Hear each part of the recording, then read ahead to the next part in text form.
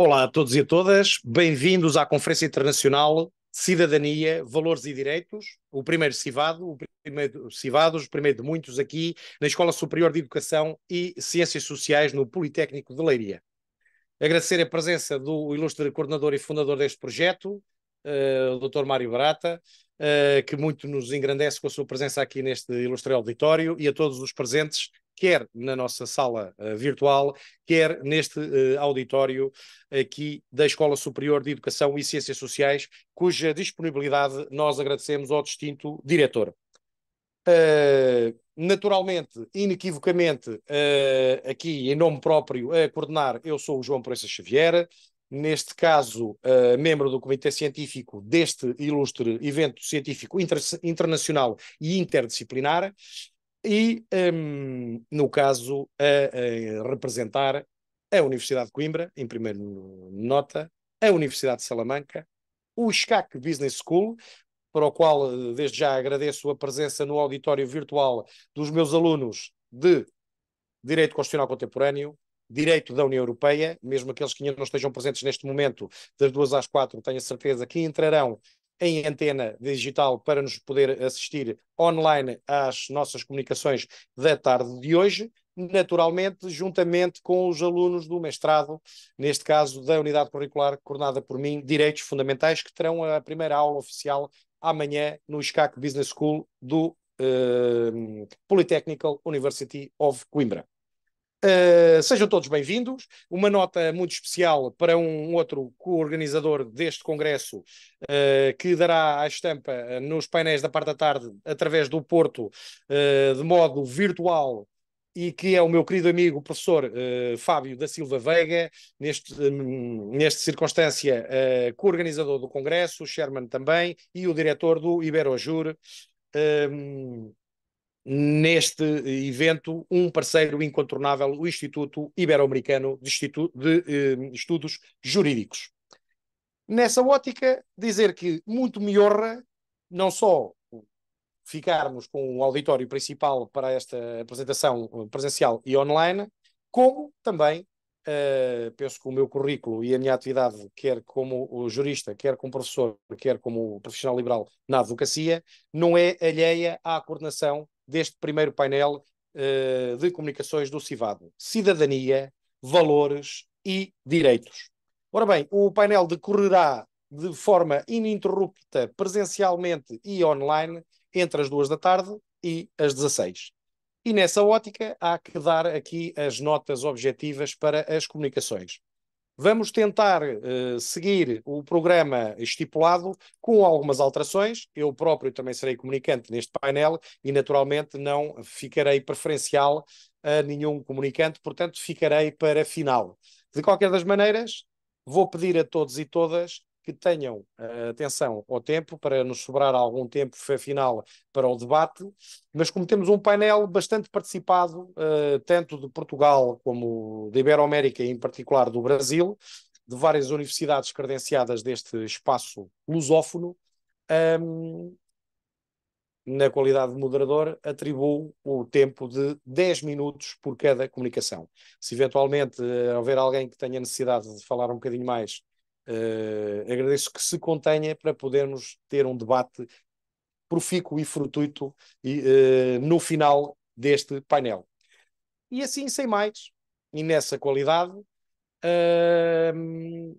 espero moderar com parcimónia e cuidado um painel que em si, de igualdade de género, está bastante equilibrado entre homens e senhoras, e sem mais, apresentar ou dar nota a Simone Evaristo Martins, da Universidade de Lisboa, para, de forma presencial e ao vivo, muito elegante e bonita, como sempre, nos nossos eventos Iberojur, penso que pela terceira vez, agora pela primeira vez aqui no Instituto Politécnico de Leiria, para nos falar sobre documentos internacionais, igualdade de género e dignidade dos imigrantes no cenário migratório global contemporâneo.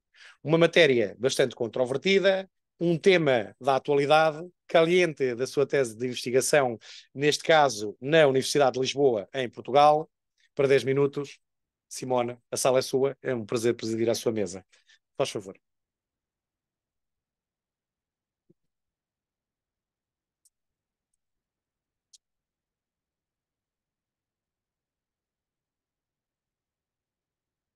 Boa tarde a todos. Bom, meu nome é Simone, eu faço doutoramento na Universidade de Lisboa em Teoria do Direito e pesquisadora também na mesma área, especificamente derrotabilidade, argumentação jurídica e conflitos normativos, soluções de conflitos normativos também. Atuo como advogada, sou inscrita no Brasil, em Portugal e na União Europeia. Em Portugal, precisamente, desde 2014.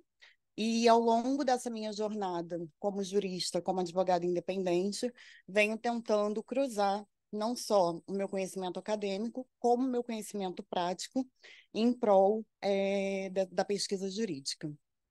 Eu gostaria de hoje pontuar alguns aspectos com relação à utilização de documentos estrangeiros.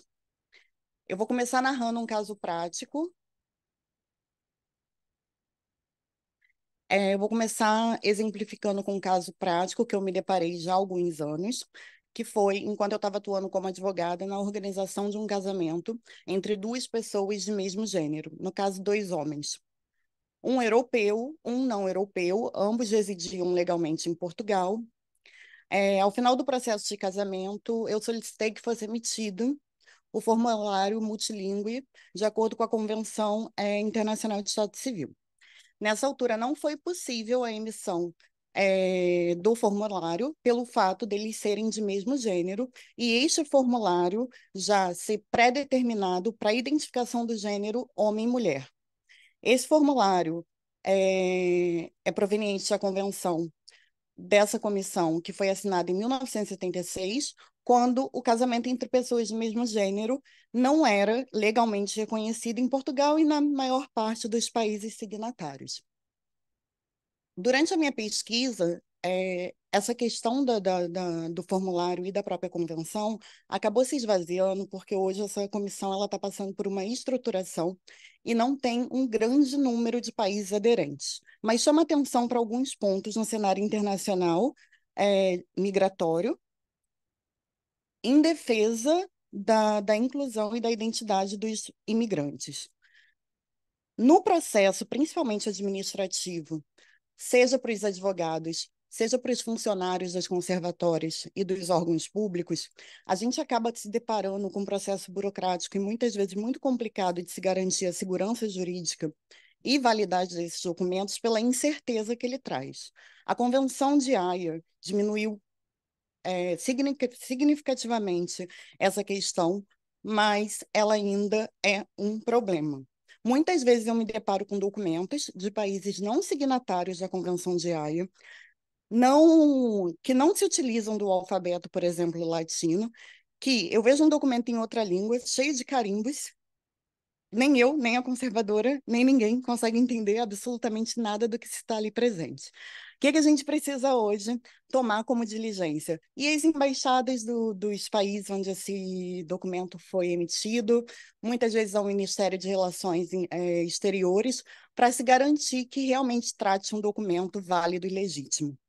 O que eu quero dizer com isso? A colaboração dos estados, do governo, para realmente ter atenção nesse movimento de se uniformizar os documentos internacionais, de forma a garantir maior segurança jurídica, maior validade e menos constrangimento, não só para nós juristas, como para o próprio cidadão. E pronto, essa é a minha contribuição no dia de hoje. Fica esse alerta para essas questões do dia a dia que ocorre dentro de um contexto, um mundo globalizado com movimento migratório intenso. Obrigada. Muitíssimo obrigado, estimada doutora Simone Ivaristo. Dizer que muito prezo a sua comunicação, não pelo ponto em que a faz, da sua investigação científica como aluna investigadora da Universidade de Lisboa, mas depois, em particular, da sua prática jurídica como advogada, neste caso também dos direitos humanos e civis, e objetivamente não só do saber-saber, da academia, mas do saber aplicado à prática. E então, nessa circunstância, tenho certeza que este seu artigo, desenvolvido e apresentado aqui neste congresso, Primeiros Civados pela primeira vez, dará a estampa numa publicação com ISBN europeu que naturalmente terá muitos likes e hits e citações, porque efetivamente a igualdade de género no direito internacional e a dignidade dos imigrantes são temas eles próprios que em si encerram teses de doutoramento, de investigação, teses científicas e que, compilados num artigo só, serão não só um desafio para a sua escrita do artigo, como um enriquecimento para a obra que será deste painel fantástico de cidadania, valores e direitos. Muitíssimo obrigado. Mantendo a nossa dinâmica, neste caso, que eu vou aqui imprimir independentemente do que está plasmado graficamente no nosso programa, vamos tentar aqui mitigar a presença online e a presença física presencial, passo o pleonasmo, nesta nossa sala. E então, nem de propósito, embora eu esperasse dar aquele abraço fraterno à doutora Raquel Salgado, querida amiga da Univel, neste caso do Brasil, mas presumo que esteja a fazer a sua comunicação, talvez a partir do Porto, Portugal. Ela nos contará melhor sobre isso. Vou-lhe abrir a antena também, estimada Raquel Salgado, querida colega, também advogada ibero-americana, se assim se pode dizer, irmã e amiga, para nos falar sobre um tema que me é muito caro e ao estudo dos direitos humanos, que é a dignidade da pessoa humana na era da transformação digital entre a inclusão e a exclusão.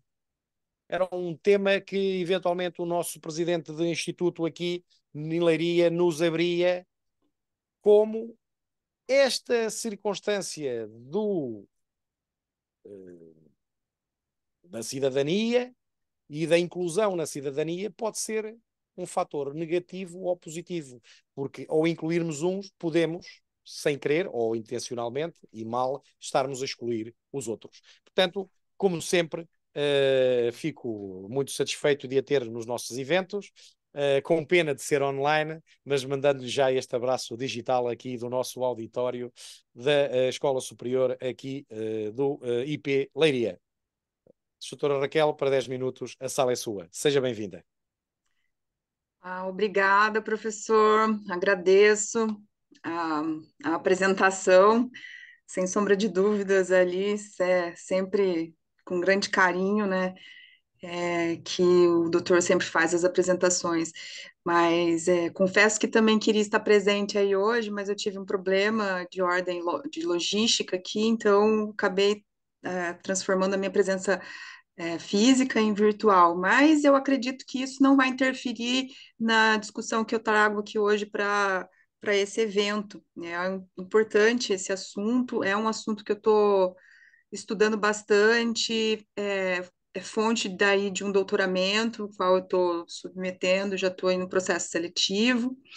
Bom, o meu nome é Raquel, como já foi apresentado pelo professor, eu sou advogada no Brasil, sou mestre em Direito, Tecnologia e Inovação pela Faculdade da Univel e hoje eu estou estendendo minhas pesquisas e minhas investigações de inteligência artificial e uma correlação com o ser humano também para outras questões, tal qual a dignidade da pessoa humana, né? Bem se sabe que na atualidade, hoje, olha só, nosso exemplo aqui é bem clássico do que eu quero dizer, né? As videochamadas, as redes sociais, as reuniões online, o trabalho híbrido, agendamento de consultas, retirada de exames. Atualmente, todas aquelas plataformas que existiam de uma forma física, elas estão sendo transportadas para uma fase tecnológica, que é uma fase em que a prestação de serviço e as formas dessa interação humana, ela já tem uma modalidade digital. E a sociedade, ela vive uma fase de automatização, né? Praticamente as relações humanas hoje têm uma modalidade tecnológica, têm uma modalidade digital. E essa realidade, ela traz uma praticidade, traz, né, e também traz uma inclusão, De repente, aquele que não tinha possibilidade de ir até o departamento público, de ir até do estabelecimento do médico ou comercial, hoje ela tem a possibilidade de alcançar essas prestações de serviço pela internet e pela plataforma digital disponibilizada. Mas a gente também tem aquelas pessoas que não estão incluídas, que são as pessoas nomeadas pelos grupos dos vulneráveis, né? Eu gosto de citar uma frase do filósofo Habermas, que ele sempre diz que a inclusão, ele fala isso no livro A Inclusão do Outro, que a inclusão ela significa que as fronteiras da comunidade, elas devem estar abertas a todos, inclusive para aqueles que não querem estar incluídos, mas eles devem estar sendo observados no momento de se praticar um ato digital, né? Então, observa-se também que não há nas plataformas digitais hoje, não há muita acessibilidade. E se verifica também que grandes empresas, aquelas que têm um fator econômico mais melhor, né, e que têm disponibilidade de dar essa quantia em investimento para tecnologia, elas conseguem fazer plataformas mais inclusivas, diferentemente daquelas empresas que estão começando agora e que não têm uma capacidade econômica muito grande. E isso que eu estou dizendo agora, ela é observado-se também que já vem de um longo processo histórico, né? O homem, ele sempre busca encontrar novas formas de proporcionar melhorias na sua dignidade. Mesmo diante das transformações iniciadas nos últimos anos, como a gente pode citar desmistificação de dogmas, crenças, ideias, a tecnologia ela também está vindo para trazer essa alteração, essa quebra de paradigma, vamos chamar assim. Mas a gente tem que observar que existe um dilema, e esse dilema é a inclusão e a exclusão. A ONU, por exemplo, em uma das suas ODS, ela dispõe que a inclusão é uma das tarefas para a sociedade, é um dever que devemos reciprocamente a todos. Parece redundante falar, mas justiça, dignidade e respeito devem ser recíprocos, de nós para os nossos pares. E se verifica que ao longo desse processo histórico, o homem sempre buscou novas formas de se viver dignamente. Essas formas de se viver, elas acabam trazendo e buscando uma interação hoje com a tecnologia, né? E no momento que a introdução da tecnologia ela é feita, ela deve garantir, né? Talvez eu esteja sendo um pouco peremptória na minha afirmação, mas ela deve garantir o respeito à pessoa, garantir a dignidade da pessoa humana. A dignidade da pessoa humana é fonte matriz, é fundamento matriz de várias constituições contemporâneas, né? Digamos que podemos dizer que a dignidade da pessoa humana é o fundamento do fundamento, porque ela deve, sobretudo, relacionar-se com os seres de forma todas as práticas e todas as prestações de serviços devem se relacionar com o ser de forma digna, né? Se a gente trata aí de uma injustiça, a gente está tratando de uma indignação, né? E essa colisão que poderia trazer ou que está trazendo, e isso é uma coisa que nós vamos aprofundar e mais à frente vocês poderão, né, ter acesso a essa informação no artigo, com a conclusão das pesquisas, das investigações, uma vez que se não trouxer a inclusão, estaríamos então trazendo uma relação indigna. E essa relação indigna, portanto, ela é desumana e ela feriria por si só o princípio da dignidade da pessoa humana. Então surge uma problemática a ser enfrentada, né? A tecnologia, ainda que ela traga uma nova roupagem para as relações humanas, com a ideia de buscar novas formas de proporcionar qualidade de vida, que é uma das ideias da praticidade da tecnologia, ela pode vir a trazer também uma exclusão por aqueles que não possuem as mesmas condições de acesso à tecnologia, além de estar coisificando as relações sociais, né? A gente tem que lembrar que, por exemplo, pesquisas indicam que no Brasil 13% da população não tem acesso à internet, por não ter condições de rede, por não ter acesso a um celular. E lembrando que o princípio da dignidade humana ele existe justamente para trazer a inclusão destes que não podem ter. Então, a partir do momento que se implementa a tecnologia, vai ter que pensar que essa implementação tem que alcançar a todos, sem fronteira. Eu espero que eu tenha trazido de uma forma bem simples a minha ideia de pesquisa, a minha ideia de investigação. Eu estou à disposição para qualquer dúvida e pergunta, e agradeço a todos os meus ouvintes.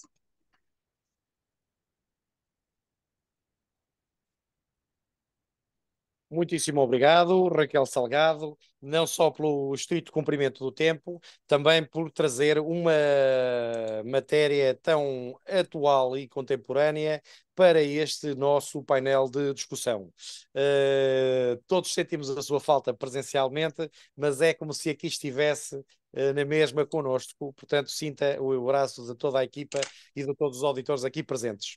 Ora bem, uma nota essencial para não estar a escrever no chat, dar a nota à nossa distinta colega Maria de Fátima Pacheco, que estará em quarto lugar, independentemente deste elenco, mas ainda não será a próxima a falar, uma vez que nós estamos a entrar numa dinâmica de presencial online, portanto, vai com certeza chegar à sua aula da tarde, apesar do trânsito da cidade do Porto, onde irá fazer a sua comunicação, mas logo após, imediatamente após, esta sala de 10 minutos que vamos atribuir ao Bruno de Oliveira Moura, da instituição de ensino Toledo, no Brasil, que nos vai falar sobre a Convenção das Nações Unidas para a Venda Internacional de Mercadorias, um pilar para o direito contratual internacional, que seria até uma matéria bastante interessante para eu próprio abordar no mestrado de Direitos Fundamentais, na aula inaugural da manhã, com os meus alunos do ISCAC, que penso que estejam, a maioria deles, já também na sala virtual a assistir a esta nossa reflexão, nesta tarde de hoje.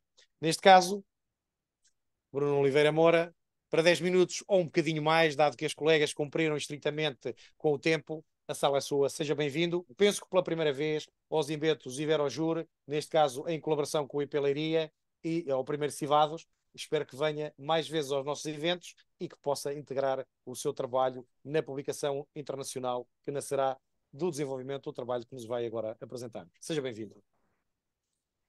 Obrigado.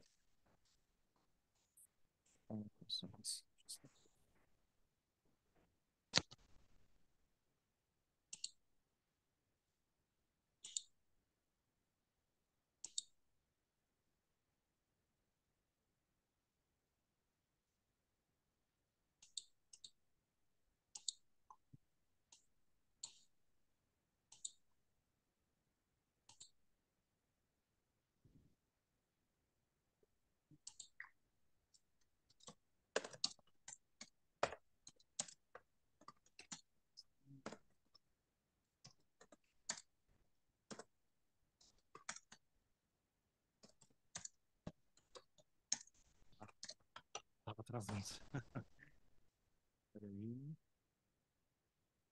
Ok.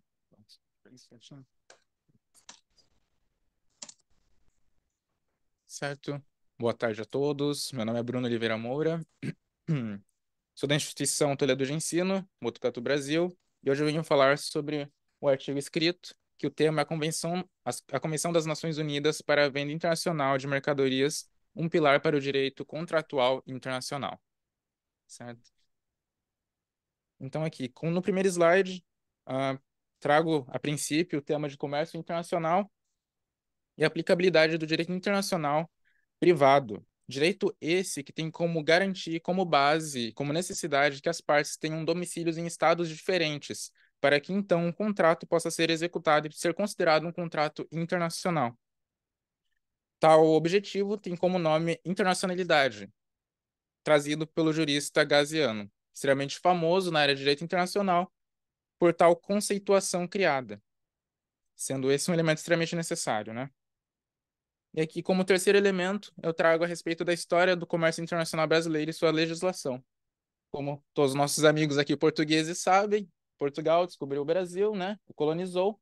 Então, em 1500, quando Portugal chega ao Brasil, tem-se as primeiras características de um comércio internacional. Mas somente em 1800, o Brasil começa a realizar processos de compra e vendas com outros países. Processo esse que foi derivado da abertura dos portos, Carta de Abertura dos Portos das Nações Amigas, A princípio, não chegou a ser muito vantajoso para Portugal, visto que, a partir desse momento, a Inglaterra se tornou o maior parceiro comercial brasileiro, né? Seguindo aqui os slides, a contemporaneidade comercial e a CISG, que seria o elemento principal do trabalho apresentado hoje. Aqui temos o Brasil como um grande exportador de alimentos. Atualmente, o Brasil é o terceiro maior produtor e exportador de alimentos mundial. Cerca de 70% dos produtores exportam seus alimentos para outros países. Isso se resume segundo uma pesquisa realizada pelo Embrapa, em 2020, o Brasil alimenta cerca de 800 milhões de pessoas por ano. É muita gente. A Escócia, atualmente, conta com 5 milhões de habitantes. Então, se fizermos uma conta, são inúmeras vezes um país. É muita gente que o Brasil alimenta. E cerca de 1/3% desse alimento permanece no nosso país. Seria cerca de 210 milhões de pessoas são alimentadas no Brasil e 490 milhões são alimentadas por fora, segundo o terreno que seria o Brasil, certo? Agora, focando aqui na CISG, né? A CISG teve sua consumação em 1980, criada pelas Nações Unidas e pela Unicitral, e teve adesão brasileira apenas em 2014, sob o governo da presidenta Dilma Rousseff.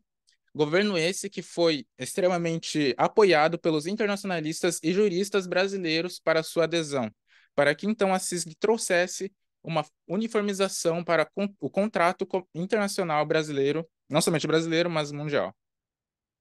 Aqui nós vemos, né, eu trouxe a LUV e a LUF. A gente vê que a CISG, segundo alguns juristas, poderia ser considerado como a junção dessas duas leis para transações internacionais e seu comércio. Aqui eu trouxe apenas 2 exemplos, né, a respeito das normas contratuais da Convenção. Eu trouxe a liberalidade e algumas obrigações contratuais. Liberalidade por quê? Porque a CISG ela veio para uniformizar e regular as transações internacionais. Entretanto, ela não vem trazendo ordens aos seus contratantes, às partes. Ela vem como um molde contratual, possibilitando então que as partes criem suas próprias cláusulas a depender das suas necessidades, coisa que é extremamente importante para todo e qualquer advogado e jurista que lida com direito e comércio internacional, certo? A respeito das obrigações bilaterais, nós vemos que a CISG ela apresenta uma liberalidade novamente nas obrigações, porém ela consegue ser um pouquinho mais estrita, como por exemplo, no artigo 30 e no artigo 41, dentre esses 11 artigos ali da Convenção, é nos falado que o vendedor, então, tem a obrigação de cumprir com a transação da sua mercadoria vendida, certo? E em caso de inadimplência, o comprador, no caso, ele pode pedir uma resignação do pagamento e obter o seu produto, sua mercadoria de volta. Agora, um detalhe que eu vejo que é de extrema importância quando nós falamos a respeito de CISG, de comércio internacional, de economia, porque tudo isso engloba, né? Tudo isso é englobado durante essas transações internacionais, é que a CISG possui algumas regras. E no seu artigo 1º, ela já é descrita, algumas dessas regras são descritas, né? Por exemplo, a CISG, ela não regula comércios de pessoas físicas, somente de pessoas jurídicas. Então, a compra e venda de mercadorias para bens pessoais não é permitido segundo essa convenção. Do mesmo modo que a compra e venda de energia, um contrato de compra e venda de energia não seria regulado pela CISG. Aqui, avançando já, né? Eu acho que meu tempo está quase... Tranquilo? Beleza. Aqui. Esses últimos meses tenho morado no Reino Unido, então uma coisa bem interessante de se fazer é um direito comparado entre Brasil e Reino Unido. O grupo de países, tem morado na Escócia, né? Não no Reino Unido, perdão. O grupo de países conhecido como Reino Unido não aderiu à CISG como outros inúmeros países gigantes no mercado internacional, como Índia, China, Estados Unidos, enfim. E uma das razões disso a gente encontra no artigo 7º da lei, que é esse artigo que fala na interpretação da convenção ter-se-á em conta o seu caráter internacional, bem como a necessidade de promover a uniformidade da sua aplicação e de assegurar o respeito da boa-fé no comércio internacional. E uma das razões do Reino Unido e de sua não adesão a CISG se encontra aqui, na boa-fé. O direito aplicado nos países compostos, nos países do grupo do Reino Unido, não reconhecem esse termo jurídico de boa-fé. Não existe, não há esse termo jurídico de boa-fé no Reino Unido.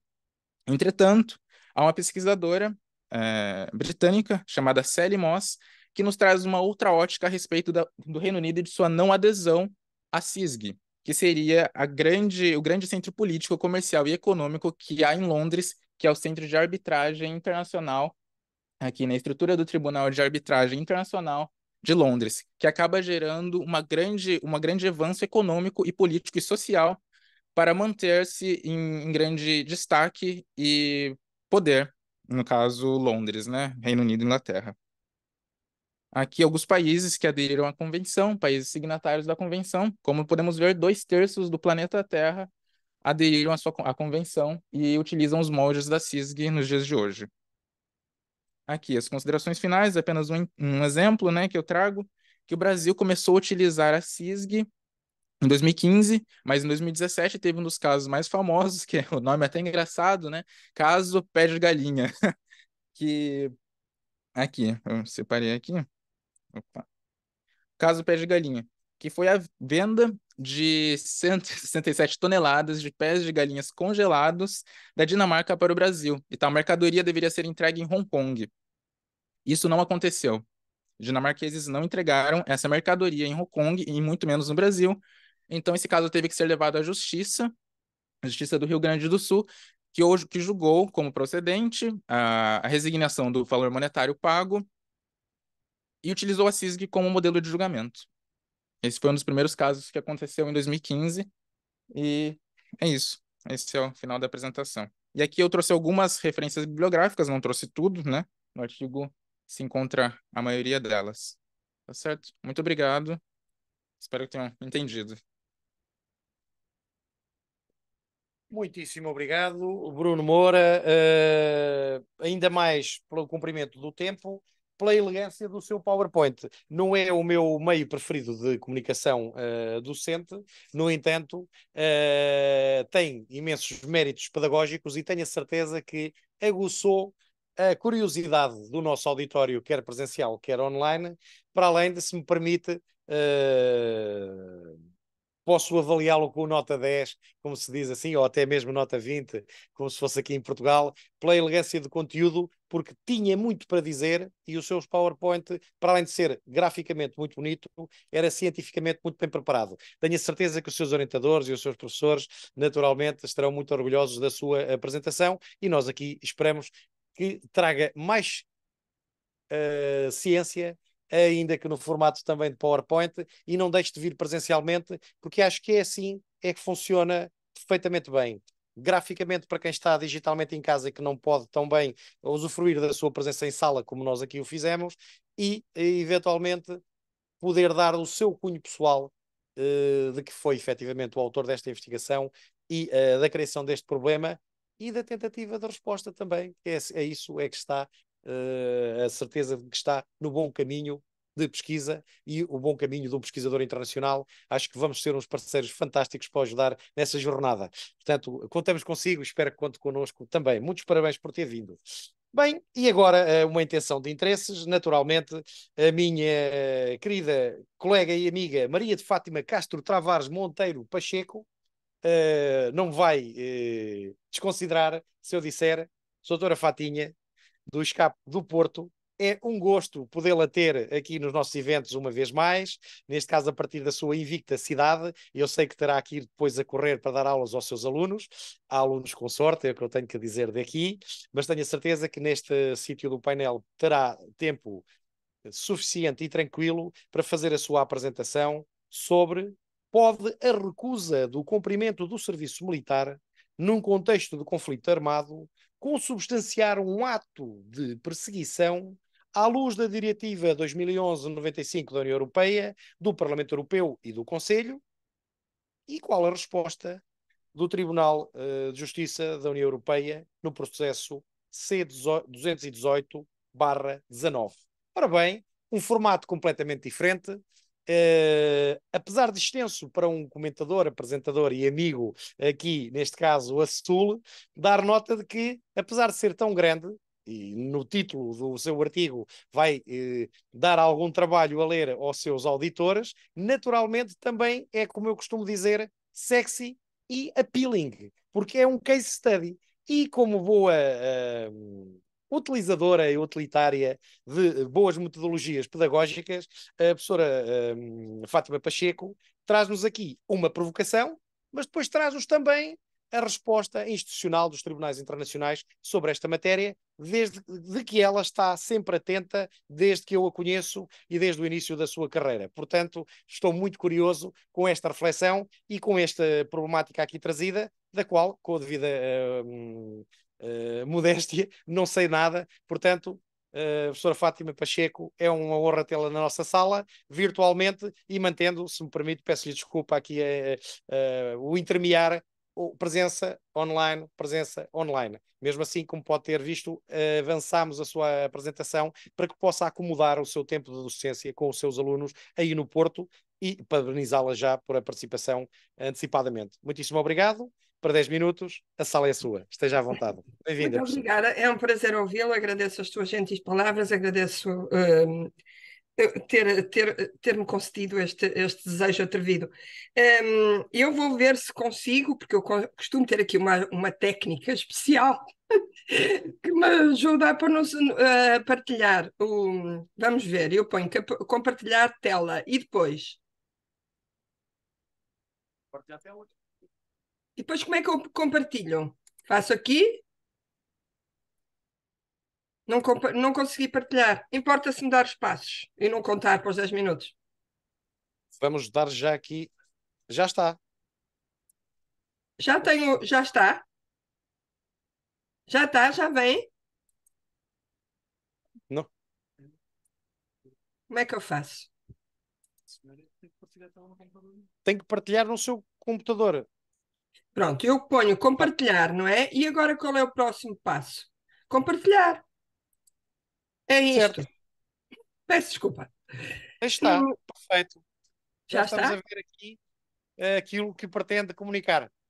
Ótimo. Pronto, eu aproveito Obrigado. para cumprimentar e dizer que é com imensa pena que não posso aí estar, até porque estas coisas são sempre muito mais engraçadas apresentadas pessoalmente, não é? Ora, muito bem. O título da minha comunicação começa com uma pergunta. É se a recusa do cumprimento de serviço militar, num contexto de conflito armado, poderá consubstanciar um motivo de perseguição à luz da Diretiva 2011-95. E é isto. Que diretiva é esta? Esta diretiva é designada por Diretiva Qualificação e consagra um pouco também o... Doutora Fátima, vou-lhe pedir um favor, se puder pôr o seu computador um bocadinho mais alto e quando falar estiver mais próximo do seu microfone, porque estamos a ouvi-la bem, mas um bocadinho baixo. Está bem, se faz favor. Peço desculpa por interrompê-la. Muito obrigado. Não peça desculpa, eu é que tenho aqui uma falta de perícia imensa nestas coisas. Já me estão a ouvir melhor? Não. Sim, perfeito. Pronto, muito obrigado. eu elevei a voz. Ora bem, então esta é essa pergunta e a diretiva. Esta diretiva, como eu estava a dizer, é a diretiva Qualificação, designa-se assim. É uma diretiva que foi dirigida aos Estados no sentido de dar as orientações aos Estados de quais são as condições que eles devem observar para atribuir o Estatuto Internacional de Refugiado a um requerente de asilo, ou então, não reunindo as condições para esse estatuto, se lhes poderiam atribuir o Estatuto da Proteção Subsidiária, que é uma espécie de subsidiário, como o nome indica, e, portanto, uma espécie de um sucedâneo da proteção do Estatuto dos Refugiados. Isto está a correr mal? Portanto, eu começo por aqui projetar a Convenção de Genebra, que é de facto a pedra angular do direito dos refugiados, e vejam, aqui é o artigo 1º, que diz que é qualquer pessoa que receando, está aqui uma palavra importante, portanto tem que haver um receio, ser perseguida, portanto, perseguição, a ideia de perseguição, em virtude destes 5 motivos: raça, religião, nacionalidade, filiação em grupo social ou opinião política. E, portanto, se encontre fora, temos que estar fora, alguém solicita um Estado estrangeiro, e tem-se esse receio, não é? E tem-se medo, mas não é um medo subjetivo, é um medo objetivo, real, de voltar ao país de origem ou de residência, no caso de ser apátrida, ter medo de sofrer violação grave dos seus direitos fundamentais, portanto, a liberdade e vida. Como vocês veem, o que eu gostava de chamar aqui a atenção, embora tenha muito pouco tempo para isso, é que este Estatuto de 1951, como eu vos digo, é a pedra angular do direito dos refugiados, é muito estrito, porque está construído sob a ideia de perseguição. Quer dizer que se alguém não prova que é perseguido, não tem direito a usufruir do Estatuto, e os motivos são tipificados, só são aqueles 5, portanto há uma série de situações dramáticas que escapam aqui esta tipificação, e depois a pessoa tem que estar fora e tem que provar que é perseguida em virtude de um daqueles motivos. Portanto, é alguma coisa apertada, pronto, de alguma forma a honrar a soberania dos Estados. Ora, acontece que, para agravar esta situação, no artigo F, no ponto F do mesmo dispositivo, diz que mesmo assim que as pessoas estejam a ser perseguidas, etc., se eles praticaram um crime contra a paz, um crime de guerra, um crime contra a humanidade, não são protegidos, são requisitos negativos, não podem obter estatuto. Okay? Depois eu tenho aqui uma referência ao 9, número 1 da sede, que corresponde ao 10º da Carta, e o 9, número 1, diz que se garante como direito humano fundamental o direito à liberdade de pensamento, e por aí adiante, mas agora ficamos com isto. Pronto. Ora bem, voltando à nossa diretiva, esta diretiva é importante porque faz parte do sistema comum europeu de asilo e fixa os critérios comuns para se atribuir o estatuto de refugiado, e no artigo 12 diz-se, na mesma, como diz o artigo F da Convenção de Genebra, que se pode ser excluído se alguém praticou crimes contra a paz. Isto é, alguém que esteja aqui a fugir e esteja perseguido, etc., mesmo que tenha praticado crimes contra a paz, acabou, não tem direito ao estatuto. E depois a diretiva também, noutro capítulo, diz que os Estados-membros devem ouvir a história dos requerentes de asilo, ouvir pessoalmente, ouvir as circunstâncias pessoais, o sexo, a idade, como vem, para poderem apreciar. E esse pedido é feito individualmente, ao momento da interposição do pedido para requerer asilo. E isto é muito importante, é que o Estado tem que auscultar e tem que colaborar com o requerente, porque, evidentemente, que fruto das circunstâncias, muitos requerentes não têm o material probatório todo necessário para fazer prova da sua situação. Portanto, o próprio Estado, juntamente com a Acnur, deve indagar sobre se aquilo tudo que ele diz poderá ser verdade.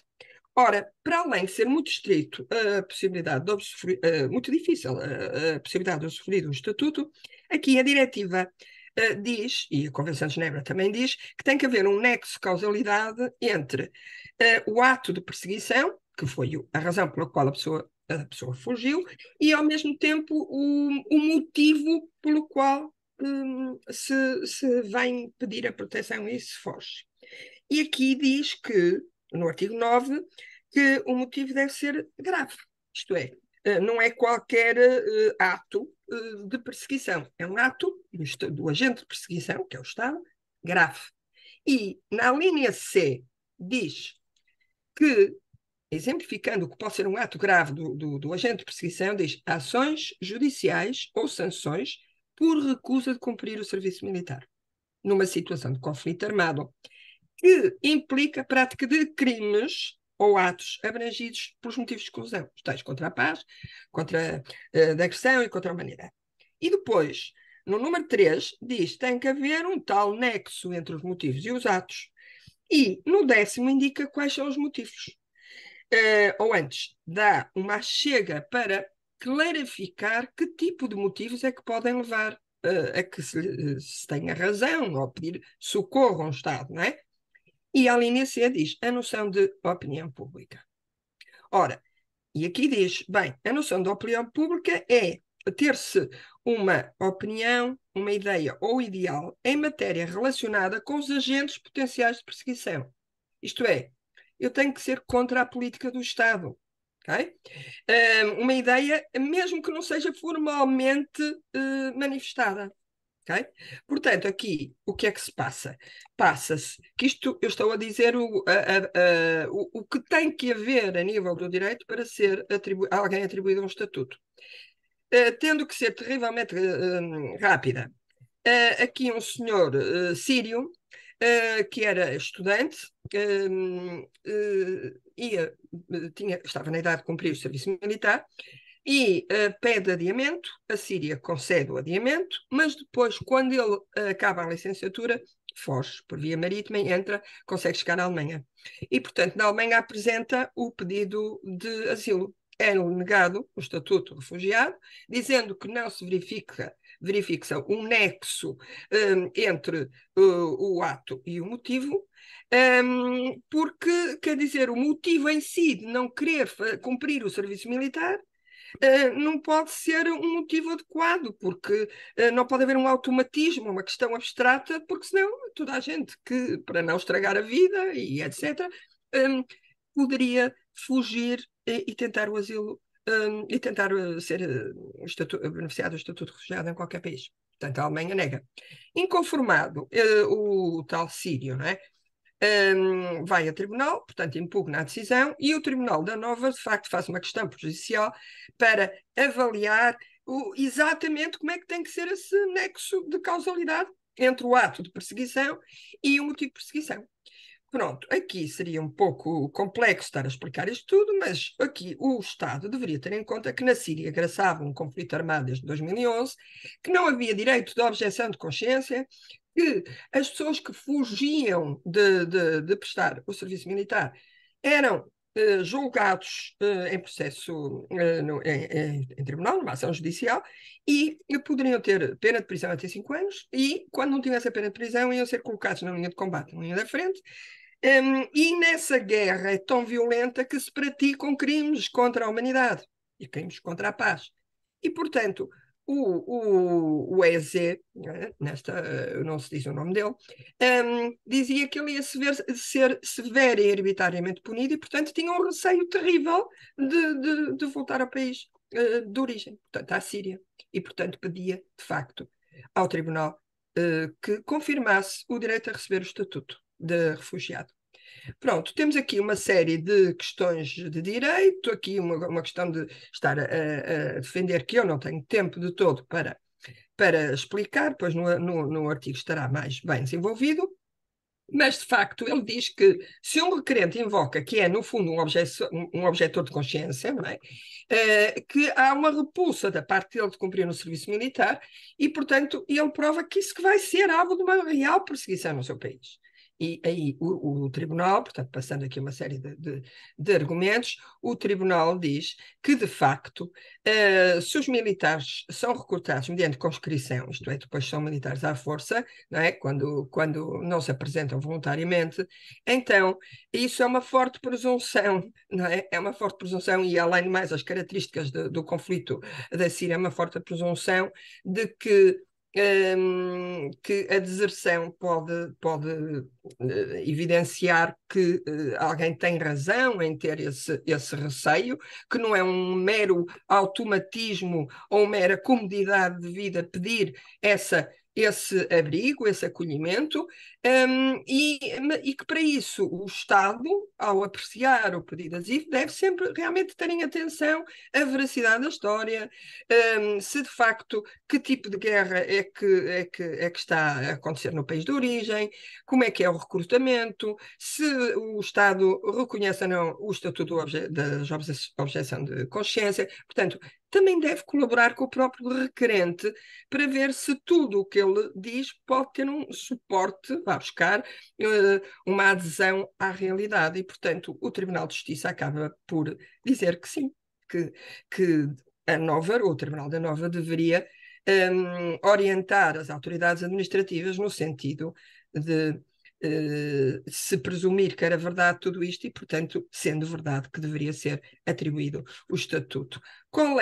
Estamos aqui na última, aqui o acórdão diz isto mesmo, existe uma forte presunção de que a recusa de cumprir o cumprimento militar nas condições tal está relacionada com um dos 5 motivos recordados no artigo 10º, que foi aquilo que eu comecei por dizer, que são os motivos taxativos que levam a que uma pessoa possa ser beneficiar do Estatuto de Refugiado e, consequentemente, os conteúdos que fazem parte desse Estatuto, o conteúdo dos direitos que estão envolvidos, e diz, incumbe às autoridades nacionais verificar, tendo em conta todas as circunstâncias, o caráter plausível desse nexo.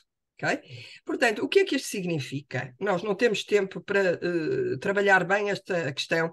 Isto é importante, porque um dos motivos que a Alemanha dizia era atenção, porque se nós vamos dizer que sim, vêm aí todos os jovens que não querem cumprir o serviço militar, vêm as pessoas bater à porta porque querem ficar na Europa para se furtarem ao serviço militar, até que é um período de tempo na vida que para nada conta e é um atraso de vida. Portanto, mais uma vez o Tribunal tem vontade de, perante este dado inegável que é a Convenção de Genebra, que é apertada e tem um crivo difícil para ser concedido o estatuto de refugiado, por isso é que há outro estatuto, que é o Estatuto da Proteção Subsidiária, que vai lançar mão às insuficiências da Convenção de Genebra.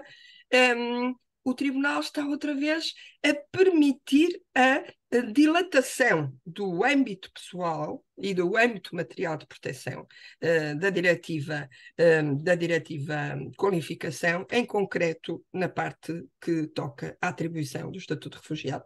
Portanto, vemos aqui uma vontade de densificar, de expandir a proteção internacional a pessoas que tenham este medo de perseguição. Também por convicção política, também por medo de prestar serviço militar, por medo de no âmbito do serviço militar, praticar crimes horripilantes e, portanto, vemos outra vez o Tribunal como um aliado, como alguém que está empenhado em proteger os requerentes que nos batem à porta aqui da Hannover, não é? da Alemanha. Muito obrigada pela atenção. Eu creio que respeitei mais ou menos as... Ora, muitíssimo obrigado, doutora Fátima Pacheco. Dizer que, só para abono da verdade, respeitou com a sua comunicação, mas não com o tempo, mas sem qualquer penalização. Ora bem, dar-lhe uma nota, portanto, personalizada e de amizade, dizer que o seu PowerPoint não é tão bonito como o do Bruno Moura, infelizmente.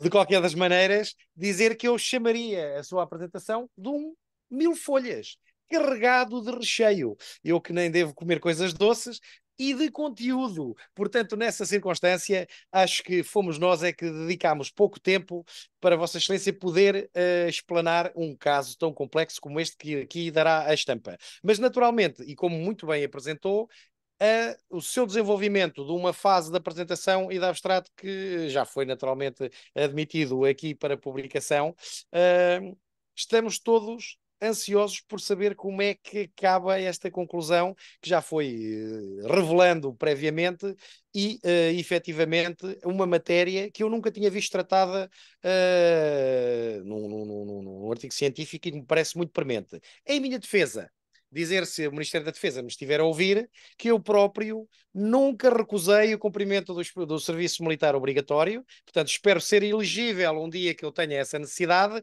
Apenas o meu currículo, que na época não era assim tão relevante, bem, ainda hoje continua a não ser, mas independentemente dessa circunstância, eles entenderam que para um jurista, já pré-advogado, neste caso, não havia espaço no serviço militar, uma vez que me teriam que pagar já como, portanto, graduado e como oficial, o que ficaria muito caro ao Estado. Portanto, eu considero que fiz um serviço público ao país, não reclamar da manutenção na reserva territorial. De qualquer das maneiras, por caso, para que fique aqui para a posteridade, eu próprio nunca me recusei, nem me recusaria a fazer o serviço militar obrigatório, portanto, penso que ser elegível numa circunstância semelhante a esta. Muitíssimo obrigado pela sua participação. Convido a ficar no tempo que a sua aula que está para chegar no Porto possa permitir. Será uma honra poder integrar os trabalhos de alguma discussão que a gente consiga aqui no final das apresentações todas. De qualquer das maneiras, com muita amizade, lhe mando um forte abraço e digo que pode considerar-se presente, mas dispensada se entender que eventualmente o trânsito do Porto não lhe permite chegar à aula. Portanto, daqui mando já previamente ouvirei com prazer essa situação. Dentro Muito obrigado. do que me for possível, eu estarei aqui a ouvir, a escutar com prazer e a revê-lo sempre com saudades. E reiterar a minha pena imensa de não estar aí, que estas coisas são sempre muito mais engraçadas na É presença. nossa pena, doutora Fátima. Não será, Tem cá sempre o haverá seu outras lugar e hipóteses. é uma honra ter-me-la connosco neste painel de amigos também, internacionais e ibero-americanos. E, sem mais, e aproveitando este gancho que me envia e do Norte, dizer que também do Norte vou ter aqui, talvez para um bocadinho mais de 10 minutos, não como nenhuma graxa à direção do Congresso, que me digitou e que eu aqui agradeço penhoradamente de ter convidado, sobretudo para este painel de excelência que me cumpre com muita honra coordenar e orientar, mas apresentar, ou não apresentar, mas nomear a minha ilustre colega Dora Rezende Alves, da Universidade Portucalense do Porto, e, neste caso, o ilustre colega e amigo chairman deste congresso, sou Mário Barata, para fazer uma apresentação Portugal, a iniciativa da cidadania europeia, o valor da participação democrática. E nessa hora vai-me cumprir chamar a doutora Dora para fazer a sua apresentação e dar a sua aula magistral, que eu sei que é, mas previamente, e com uma prerrogativa de presidente de mesa, chamar o meu chairman deste congresso aqui presente em sala, ele próprio coautor e parceiro de várias iniciativas, nomeadamente livros, se ele quiser falar sobre isso, uns minutos, sobre a União Europeia, para incentivar os alunos, outros colegas, a participar ainda há tempo no livro que dará a estampa segundo sei para a Almedina. Eu tenho a honra de estar convidado, mas não sei se a minha parceira de escrita científica, a doutora Giovana, estará disponível para, em conjunto, parceirarmos num artigo com as condições que o professor Mário e a professora Dora aqui nos vão desafiar a fazer. De qualquer das maneiras, tenho a certeza que, se não autor ou coautor, serei um auditor ávido e comprador desta obra incontornável que sairá da pena destes dois coordenadores fantásticos. Então, apresentando, mas não o fazendo, passo a palavra aqui ao nosso chairman do Congresso para ele próprio apresentar esse projeto e a distinta colega e o artigo comum, que é uma prerrogativa que eu tenho, neste caso para ele sem prazo e para ela com o prazo que já foi determinado previamente. Muito obrigado. Bem-vindo à sua casa.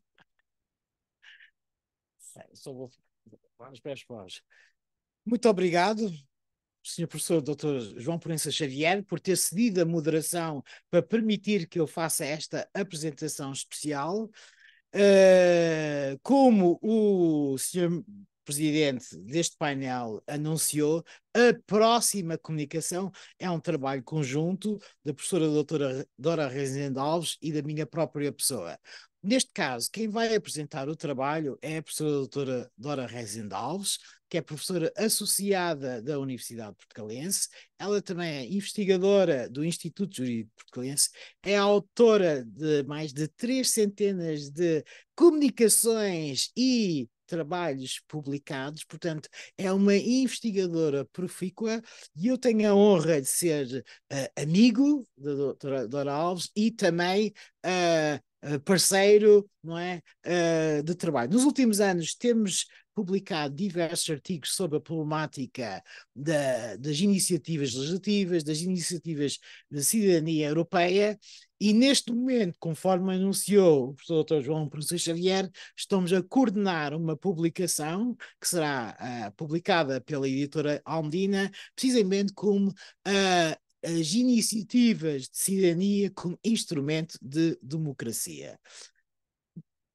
Por agora, e dito isto, vou dar a palavra então à professora doutora Dora Rezende Alves, que vai apresentar este próximo trabalho. Portugal e a iniciativa da cidadania europeia é sempre possível, e ela tem esta capacidade de descobrir novos ângulos, novas perspectivas sobre as matérias que nós já trabalhamos. Portanto, Portugal e a iniciativa da cidadania europeia, o valor da participação democrática. Muito obrigado.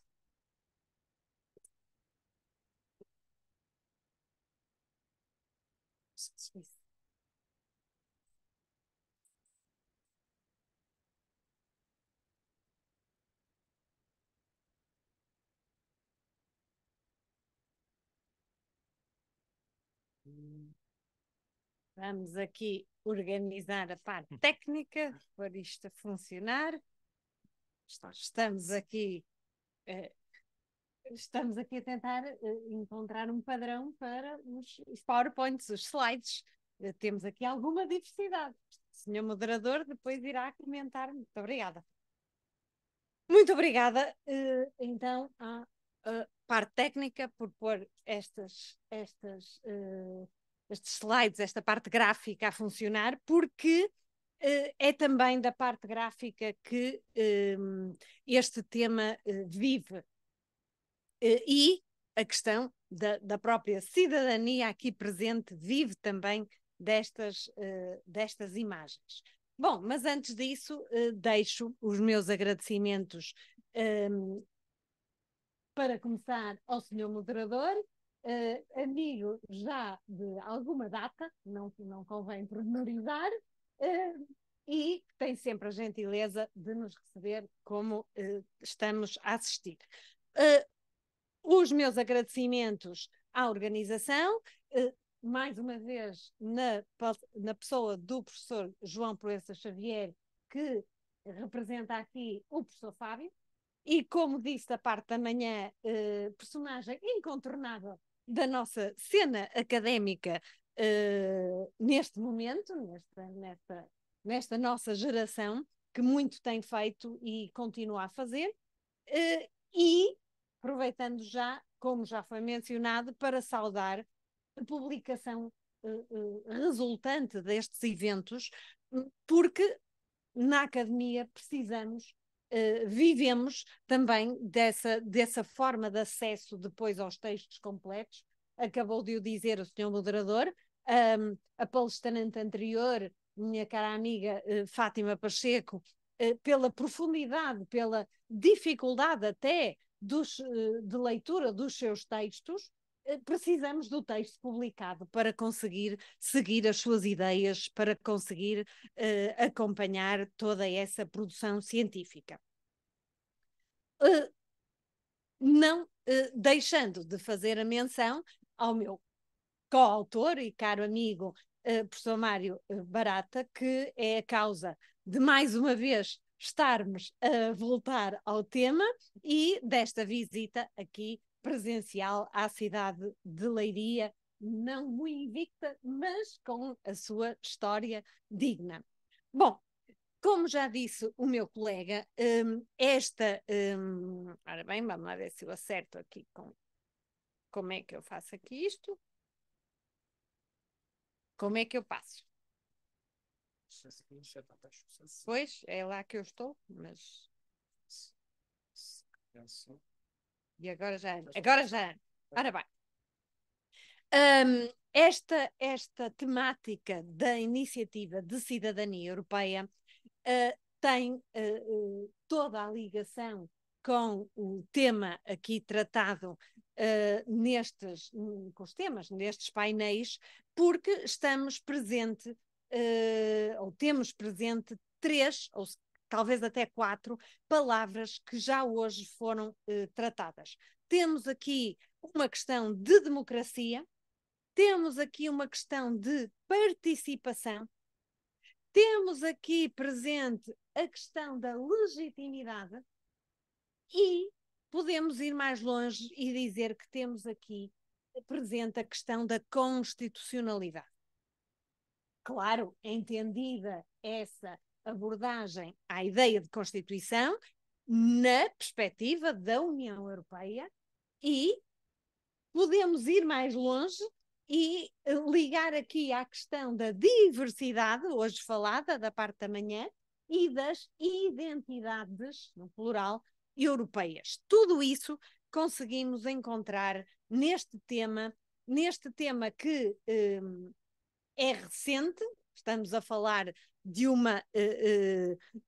instrumento criado ou introduzido pelo Tratado de Lisboa no direito da União Europeia, e que, junto com o meu coautor, temos abordado, poderíamos dizer, repetidamente.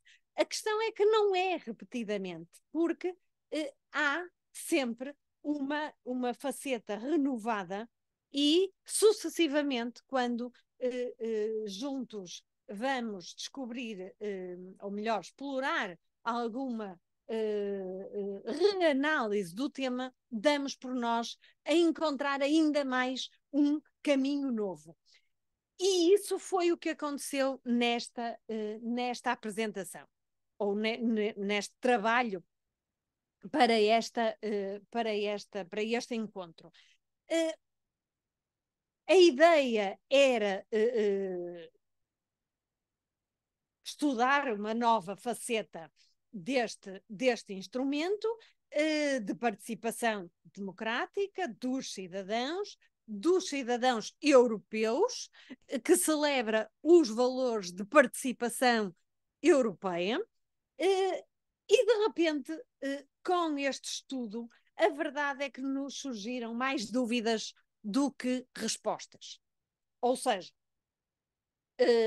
em trabalhos anteriores, nós já tínhamos tido oportunidade de analisar o próprio instrumento, pois com certeza, começando por aí, cujos pontos principais podem aqui seguir. Depois, focamos-nos mais na vertente democrática deste instrumento, depois de analisado, isto, repito, em trabalhos anteriores. Avançamos ainda para qual seria a visão do Tribunal de Justiça da União Europeia quando confrontado com litígios que trouxessem aos autos a Iniciativa Cidadania Europeia. E agora lembramos-nos de questionar e Portugal? Como é a participação de Portugal, e aqui vou saltar, como é a participação de Portugal neste mecanismo democrático? A pergunta, lá está, o ponto de partida da investigação surgiu com a leitura de um relatório anual da República Portuguesa, um bom documento para o direito da União Europeia. Para quem trabalha com o direito da União Europeia, diria que é um bom documento, não fácil de encontrar, mas aí vamos para outro problema, que é a falta de visibilidade, seja na imprensa, seja, pronto, mesmo nós, em termos académicos, a falta, às vezes, de visibilidade destes bons instrumentos de divulgação do direito da União Europeia. E aqui, então, neste documento, surgiu-nos esse ponto de partida, essa pergunta de partida, digamos, que é: e a participação de Portugal? Que nos interessa por razões óbvias, porque lá está, falamos de cidadania europeia neste instrumento, mas falamos também de cidadania nacional e, portanto, da questão de Portugal, qual era a posição portuguesa de participação nesta realização europeia. Qual foi o problema? O problema é que realmente nós, e avançando, recolhemos recolhemos bastantes dados em cada uma estas duas já encerradas, em cada uma das iniciativas a decorrer, como digo, entretanto, enquanto começamos os nossos trabalhos, entretanto, estas duas já foram encerradas, mas há outras a decorrer. E a nossa dúvida era como é Portugal? Temos muitas declarações de apoio, temos poucas, Portugal ignora ou não esta realização. Bom, mas aí surgiram-nos mais problemas do que respostas, porque aquilo que iria ser uma breve análise dos dados, um breve estudo desta participação, acabaram por ser novas dúvidas. E então aquilo que aqui trazemos, que seria um pequeno trabalho, é apenas um começo, porque já encontramos aqui material para continuar. Tipo de continuação. Aqui lá vem a interdisciplinariedade falada hoje de manhã. Vamos ter que pedir ajuda à estatística, porque aí nós já não chegamos lá. nós detectamos o problema, que é, ora bem, como é que eu valido, vamos ver aqui onde tenho a comparação, como é que eu valido este aqui? Como é que eu valido se 6 votações em 134 é de destacar ou valerão mais as 1.227 em 36.000? Pois não sei, essa não é matéria do jurista. Precisamos de ajuda de outras áreas. Daí a importância das parcerias, a importância mesmo de ir buscar colegas, lá está, de outras áreas, e esse será o nosso passo seguinte. Vamos ver se conseguimos ajuda na parte estatística, porque descobrimos que temos que aqui que relacionar esta dinâmica. Não nos basta a recolha dos dados, precisamos de validar estes números face aos outros Estados-membros, sim senhora, mas não chega, porque também temos que comparar isto com a população de cada Estado-membro, portanto, com a dimensão populacional, que aliás está sempre ponderada pela União Europeia, como vimos hoje, com a menção aos lugares do Parlamento Europeu nas próximas eleições. O número de lugares atribuído a cada país é ponderado também em função do seu peso demográfico. Portanto, isto é a dificuldade de tratar estes dados, atenção, dados que são dinâmicos, também a vertente digital aqui presente, através do apoio digital, porque esta adesão acontece através do meio digital, e não só, também precisa depois de outra validação institucional e local. Estes números estão a acontecer, portanto, eu disse aquelas duas estão encerradas, mas estas que estamos a ver não, estão a decorrer. Portanto, estes números que eu apresentei, obviamente, lá está, no trabalho escrito, essa informação estará presente, têm que ser datados. Naquela data, os números eram aqueles. Hoje já podem ser outros. E isso também torna difícil a análise e obriga-nos a afirmar outra vertente deste instituto, que é a sua atualidade, e também a celebrar este instituto, porque o facto de estarem sempre a mudar, para nós é algo de bom, porque mostra a atualidade, mostra que este instrumento está vivo, que está a acontecer, e isso para nós é de celebrar. Como também já foi dito hoje na parte da manhã, a União Europeia não é feita apenas de avanços. Portanto, estarmos a celebrar a existência deste instituto não quer dizer que tudo esteja bem com ele e que tudo seja fácil no seu funcionamento e na sua proximidade com os cidadãos. Nem sempre. Portanto, há aqui, lá está, um dos artigos consultados faz aquela chamada análise SWOT. Há aqui alguns pontos de melhoria para avançar. E é por isso que este trabalho não está finalizado, este trabalho vai permanecer. Caro colega, estamos juntos ainda numa continuidade, porque temos aqui mais que trabalhar e mais que dizer. Muito obrigada pela vossa atenção, muito obrigada, Sr. Moderador, pela generosidade. Com licença. Ora, muitíssimo obrigado. É tranquilo. Muitíssimo obrigado. Obrigada. O gosto é nosso. Professora Dora Arrasende Alves, é sempre bom ter o perfume do Norte aqui no Centro-Sul e no IP Leiria, inequivocamente. Deixo já aqui o desafio a ser convidada bastantes vezes mais para enobrecer a docência desta casa e, eventualmente, desafio a enviar o seu currículo extenso para aqui a pós-graduação dos estudos europeus, aqui a inaugurar pelo professor Mário Barata e pela professora Isabel Baltazar.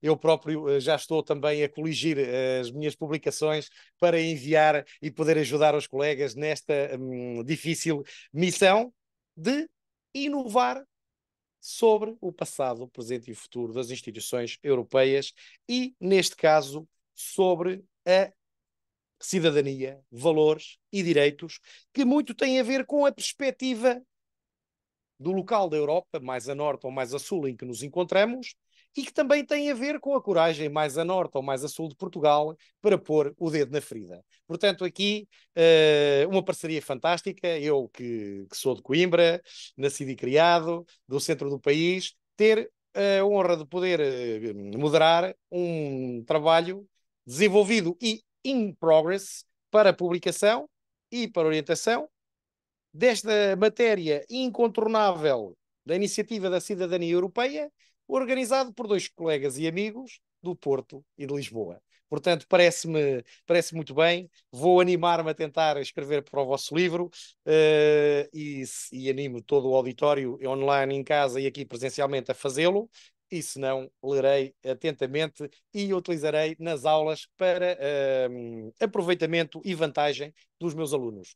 Porque aprender bem por passos firmes dos nossos pares é um sinal de inteligência e não é copiar, é, como se diz no Brasil, prestigiar.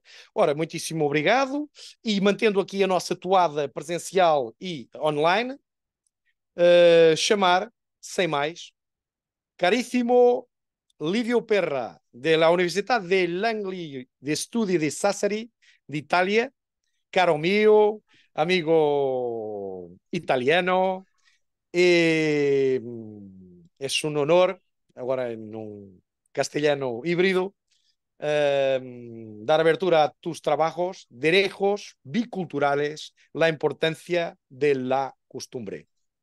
Lívio, em português, que eu sei que o meu ilustre amigo, onde já parceiramos várias vezes, quer em conferências no sul da Europa, em Itália, em Portugal, normalmente na Espanha e no Brasil, onde o Lívio tem o grato gosto de partilhar comigo também o facto de ser professor associado da Academia Paulista de Direito na Cátedra de Direitos Humanos Santiago Dantas da USP de São Paulo, e onde eu tive a oportunidade de o conhecer e de o chamar aqui também inequivocamente e sem qualquer problema, amici.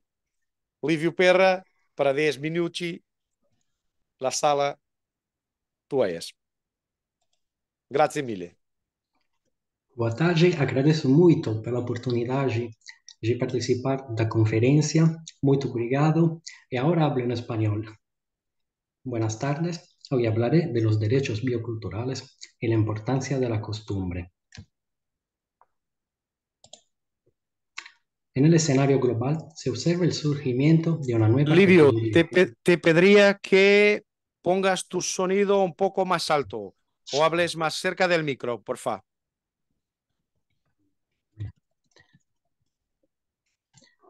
Okay. En el escenario global se observa el surgimiento de una nueva categoría, los derechos bioculturales.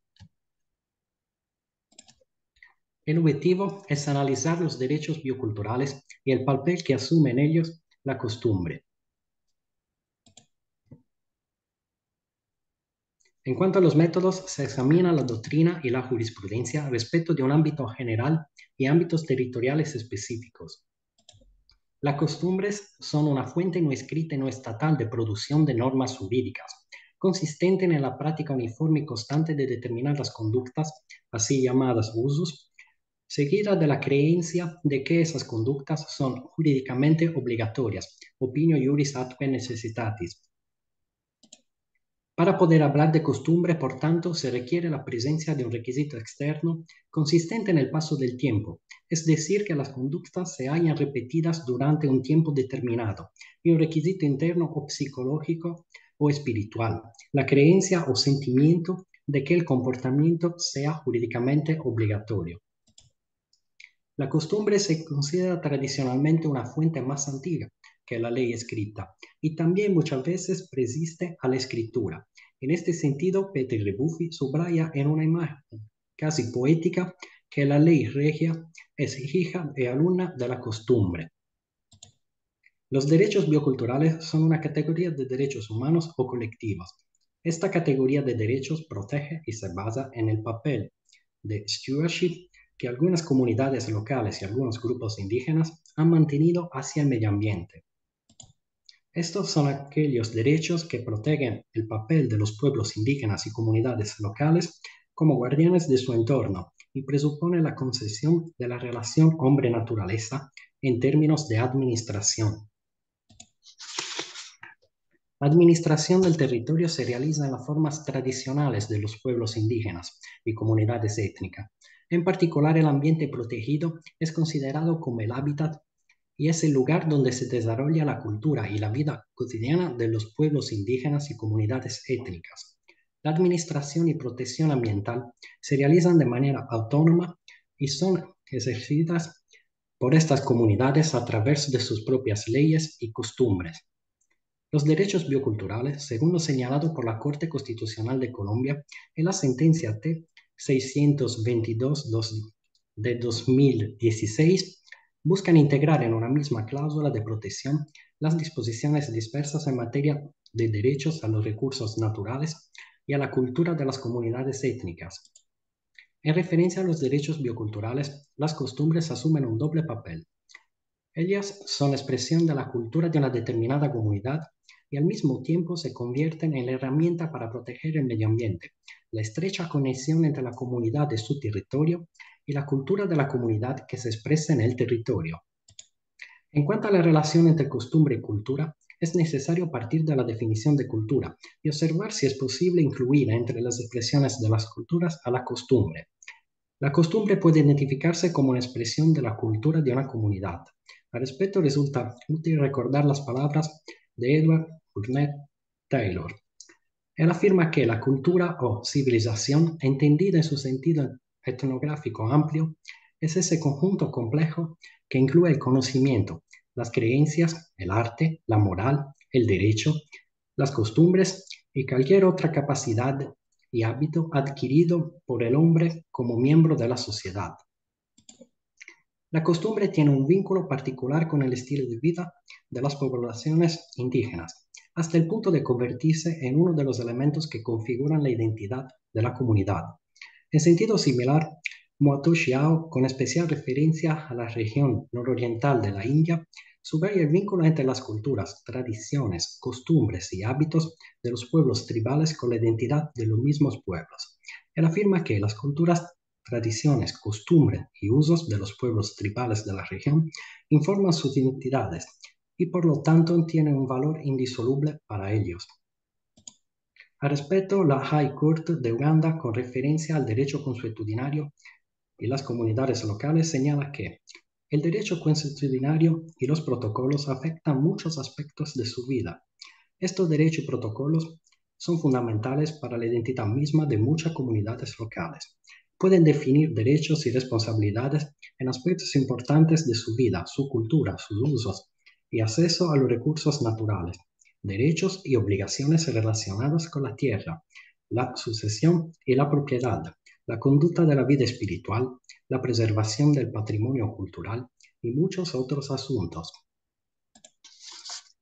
El derecho consuetudinario indígena, además de ser una expresión de la cultura de la comunidad, es la herramienta para proteger las expresiones culturales de su tradición y, en consecuencia, para proteger el entorno entendido a la luz de la interconexión entre cultura y territorio y concebido como un lugar donde explica la vida de la comunidad, imbuido de valores culturales y espirituales. Desde las costumbres en el ámbito de la administración del territorio emerge la cosmovisión de cada comunidad, los significados atribuidos al medio ambiente y la relación entre la comunidad y la naturaleza. Las costumbres de los pueblos indígenas y comunidades étnicas son productos de determinadas comunidades, se formaron en las mismas sociedades y muestran qué valores son importantes para dichas sociedades, las particulares formas tradicionales de administración del territorio y cómo se entiende la relación entre el hombre y la naturaleza en cada comunidad. En el derecho ambiental, los derechos bioculturales y las costumbres relacionadas con ellos constituyen una herramienta importante para la defensa del medio ambiente a través de la protección de los estilos de vida tradicionales de las comunidades indígenas y étnicas. A nivel global está surgiendo la nueva categoría de derechos bioculturales. Este trabajo analiza los derechos bioculturales y el papel que juega la costumbre en esta nueva categoría. Los derechos bioculturales protegen la administración del territorio por parte de las comunidades indígenas y étnicas, según sus formas tradicionales. Las costumbres juegan un papel importante dentro de estas formas tradicionales.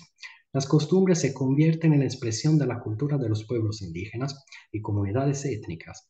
En particular, de ellas surge la visión del mundo que tiene la comunidad, los valores que se consideran de gran interés, los comportamientos que los miembros del grupo adoptan hacia los demás y la naturaleza.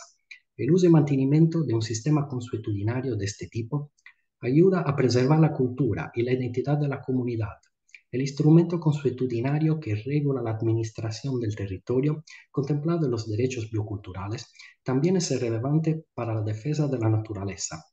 Específicamente, las costumbres contienen las reglas elegidas a lo largo de años, siglos y milenios por las comunidades indígenas y étnicas para proteger el medio ambiente, y estas reglas influyen en los estilos de vida de los individuos. El análisis de los derechos bioculturales muestra que las costumbres están protegidas en su calidad de herramientas que regulan la administración tradicional del territorio. Gracias por su atención. Muito obrigado.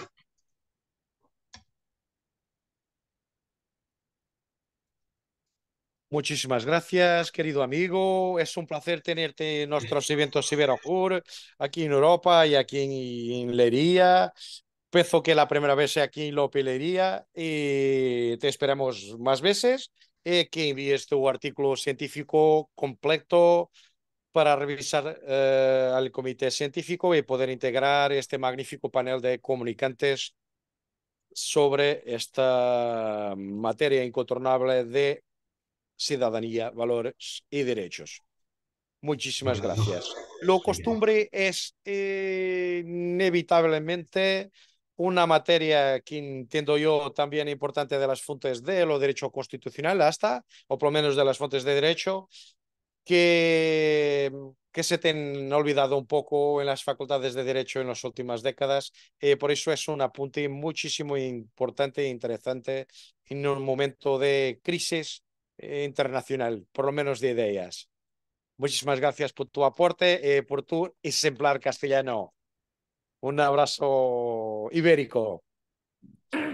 Ora bem, e agora peço desculpa a todo o auditório presente e online pelo meu sofrível castelhano de Cervantes, mas não poderia deixar de ser para que o meu interlocutor estimado, o Dr. Lívio Pera, me entendesse em tempo real e o mais rápido possível. E agora sim, passando para o melhor português de Camões, ou de Vinícius, de Moraes, se bem me entendem, o Caetano e Gil, ou outros autores ou autoras que achem contemporâneos e representativos desta nossa língua universal e também língua oficial da União Europeia. Ao contrário do inglês, que é uma língua oficial democratizada, mas de um Estado que já não é mais membro da União Europeia. Fica aqui a nota. Talvez o castelhano, a segunda língua falada, mais falada no mundo, possa vir a substituir o inglês no futuro. Não sei, eu penso que esta candidatura será apoiada pela Universidade de Salamanca e outros colegas e outros espanhóis, mas talvez não pelo resto do mundo, vamos ver. Bem, da Universidade de Marília, da Universidade da minha querida professora Maria de Fátima e do Centro Universitário de Curitiba do Brasil, onde eu tive a oportunidade de estar a última vez no Brasil, não no Centro Universitário, mas na PUC de Curitiba, onde fizemos um dos nossos eventos internacionais deste ano no Espaço Ibero-Americano e no Brasil, e onde eu fui muito feliz com todos os colegas ibero-americanos, receber um triunvirato, se assim entenderem. Jacqueline Reinbeck, querida amiga, Luís Pujol, E Emerson Oliveira. Neste caso, sei que tenho uma paridade de género na apresentação deste artigo, o Luís Fernando e a Jacqueline, que têm, naturalmente, 10 minutos per capita, ou 5 minutos per capita, ou 10 minutos no total, conforme entenderem. Se eventualmente tiverem uma outra distribuição intelectualmente válida, faz favor de interpretar, terão essa disponibilidade, até porque antes do final desta mesa só tardará a falar eu e a estimada Giovana de Moraes Cruz, minha querida coautora, na nossa reflexão para este painel de hoje. Sejam bem-vindos a partir do Brasil e integrem-se digitalmente neste painel lusófono. Muito obrigado. Bom dia, vocês me escutam bem? Acredito que sim, né? Perfeitamente, Luís. Loud and clear. Ótimo.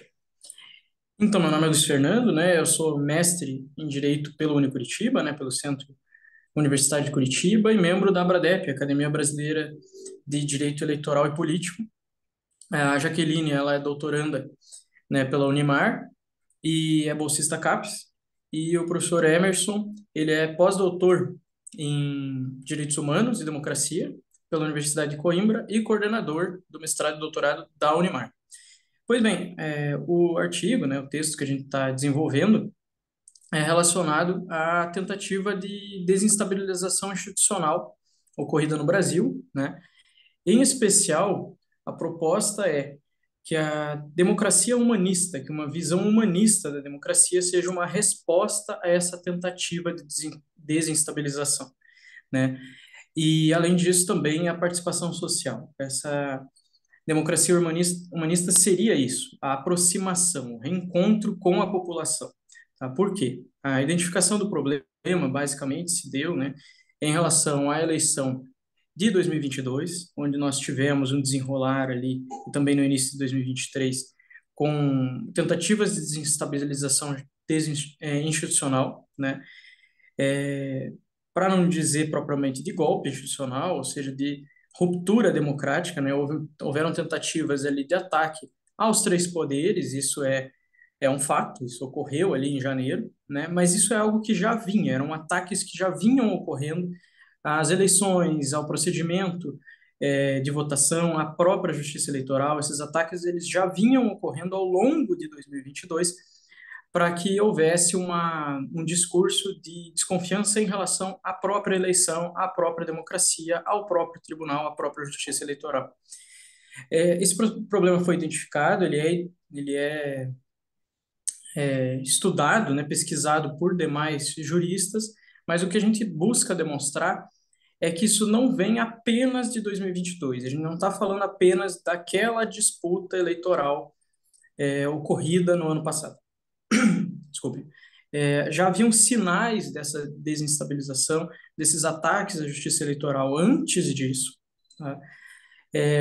E os próprios ministros da Suprema Corte, eles já indicavam que esses ataques eram pela posição garantista da Corte, que estava, e de ações afirmativas, a partir de julgamentos da Corte, que estavam irritando grupos políticos anteriores, grupos políticos que, vejam, não necessariamente ideológicos, mas que exerciam poder, e que exerciam poder de forma a não ter garantia alguma, sem participação feminina, sem diversidade, sem participação de negros, né? Grupos que sempre perpetuavam vícios preconceituosos há muito tempo e que começavam a atacar a justiça eleitoral por ações afirmativas que, na realidade, era basicamente colocar a Constituição em evidência, né, e buscar dar eficácia realmente aos princípios de direitos constitucionais, mas alguns grupos políticos perderam espaço com isso e começam, então, movimentos contrários à justiça eleitoral, contrários à democracia, para a manutenção de poder. Era um discurso de manutenção de poder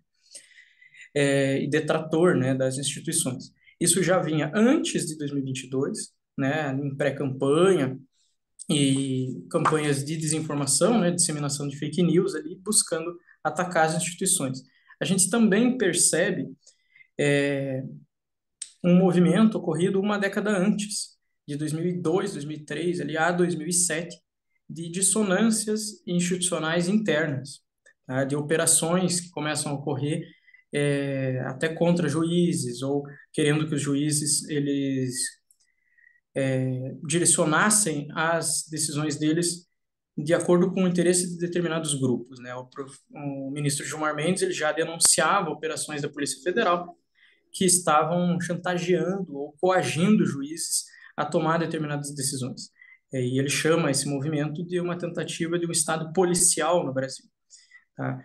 Somado a isso, né, a gente tem um enfrentamento com a população.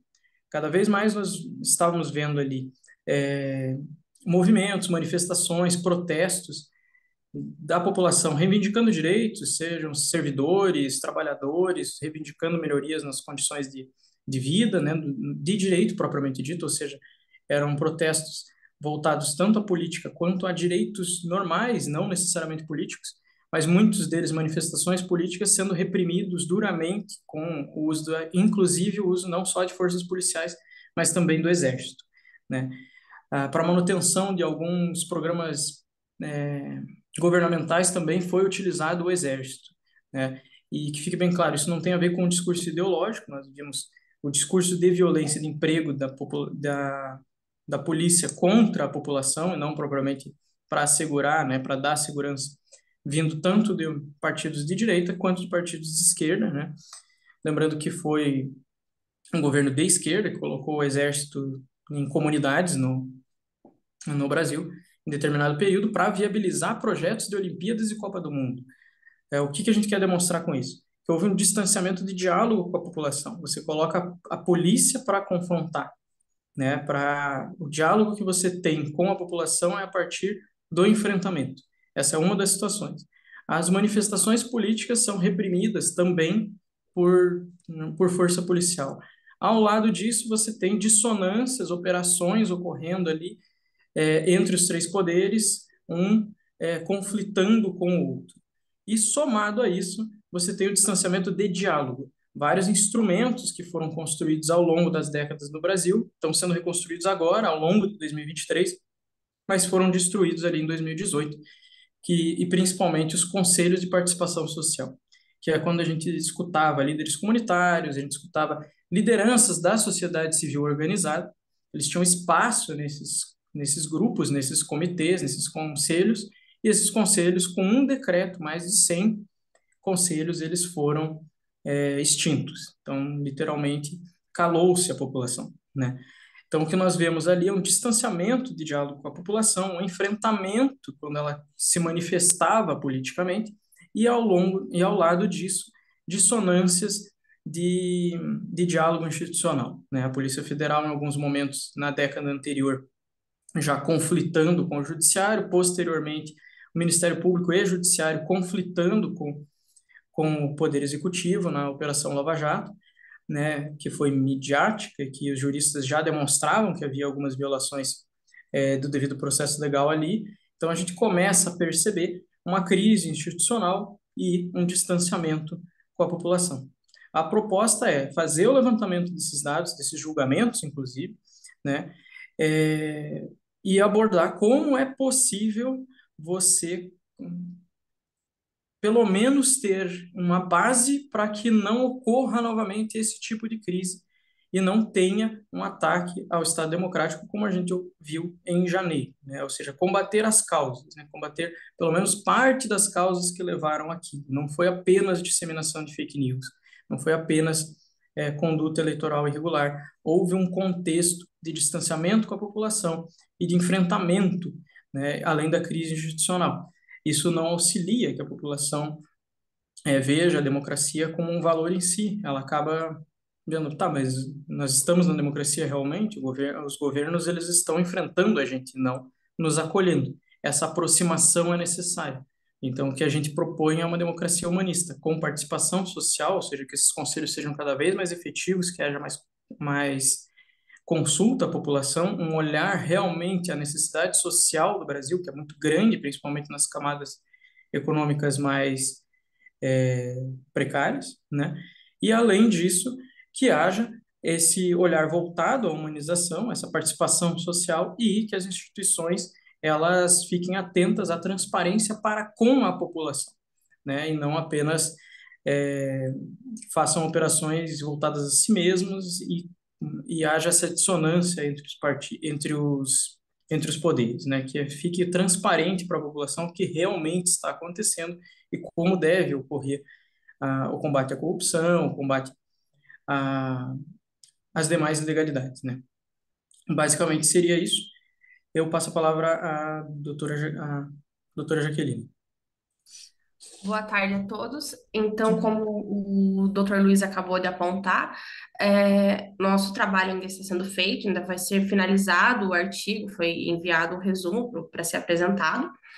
Nós vamos utilizar um método dedutivo, com a utilização de bibliografia e análise da jurisprudência, das decisões já tomadas, e das conclusões preliminares que o Dr. Luiz já apontou, seria mesmo que já havia, então, sinais de desestabilização institucional muito anteriores à disputa eleitoral, então não é algo recente, algo atual no Brasil, já havia indícios anteriores, e que houveram posturas internas e externas do Estado brasileiro que representaram o uso de violência contra o exercício de direitos políticos ou acarretaram o distanciamento da participação da sociedade civil organizada. E, como o Dr. Luiz apontou, as instituições próprias, os movimentos sociais, eles agiram em contrassenso do que era o seu uso inicial, né? Eles agiram contra o governo. Então, o nosso trabalho, ele propõe mesmo a cultura da humanização das instituições democráticas, para que ocorra a valorização do cidadão e dos direitos e garantias dos mesmos. Então, através dessa participação popular, com essa valorização, que vai poder ter essa democracia humanista. Obrigada, encerramos.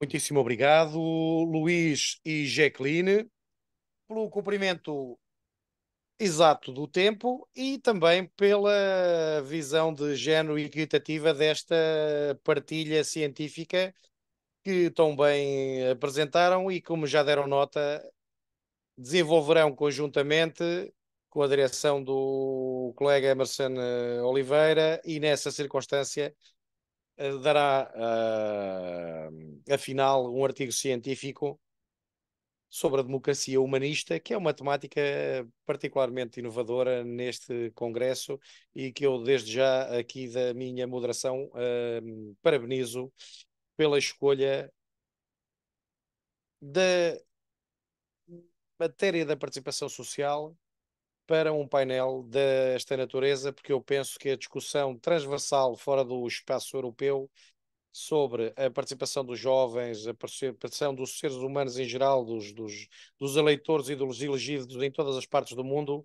são um case study muito interessante para mudarmos o caminho das coisas e não matarmos a democracia, mas amadurecermos-la conjuntamente.